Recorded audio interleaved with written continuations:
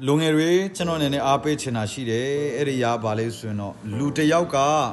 သူတွေးတဲ့အတွေးအခေါ်ထက်ပိုပြီးတော့မအောင်မြင်နိုင်ဘူးလို့ကျွန်တော်တို့ယူဆပါတယ်ဆိုတော့သူတွေးတာထက်သူအောင်မြင်နေဆိုတာကတော့ရှားပါဖြစ်စဉ်တစ်ခုဖြစ်ပါလိမ့်မယ်ရှိခဲ့ရင်တောင်မှပေါ့နော် exceptional case ဖြစ်ပါလိမ့်မယ်ဆိုတော့ဆိုလိုတာကလူငယ်ဒါမှမဟုတ်လူတစ်ယောက်ကသူတွေးခေါ်တာထက်သူအောင်မြင်ဖို့ဆိုတော့တော်တော်ခက်တယ်ဆိုတော့တကယ်အောင်မြင်ခြင်းသလားအောင်မြင်ခြင်းနဲ့ဆိုရင်ဘေးအဆင့်ထိအောင်မြင်ခြင်းတာလေ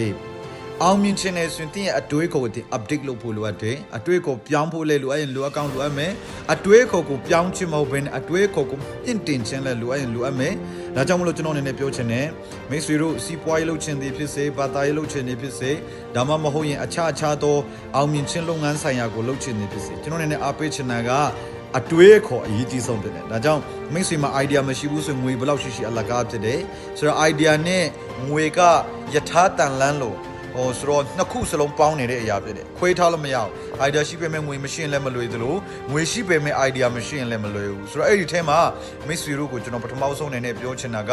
ငွေမရှိရင်လည်း idea ရှိလာတယ်ဆိုရင်ရှိအောင်လုပ်လာလို့ရတယ်ဒါပေမဲ့ငွေရှိနေပေမဲ့ idea မရှိဘူးဆိုရင်ပို့ပြီးတော့တိုင်ပတ်တာဖြစ်တယ်ဒါကြောင့်ကျွန်တော်အနေနဲ့ပြောချင်တယ်တကယ်အောင်မြင်ချင်တဲ့သူတွေတကယ်အောင်မြင်ချင်တဲ့လူငယ်တွေတင်းရဲ့ idea ရှိဖို့ရင်အတွက်စာများများဖတ်ပါဆိုတော့ဟောပြောပွဲတွေနားထောင်ပါနောက်ဆုံးတင်ပါလို့ရပါကန်ရမှမသိရင် coach